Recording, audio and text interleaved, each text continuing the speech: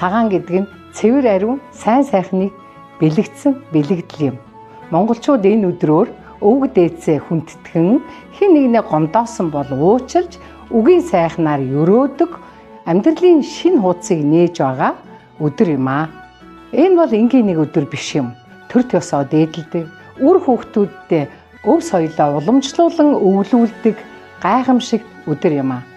Монгол хүн энэ өдөр дэлхийд ондоогоороо ялгаатай гэдгээрээ өв уламжлалаараа бахархдаг зүрх сэтгэлийн баярын өдөр юм аа.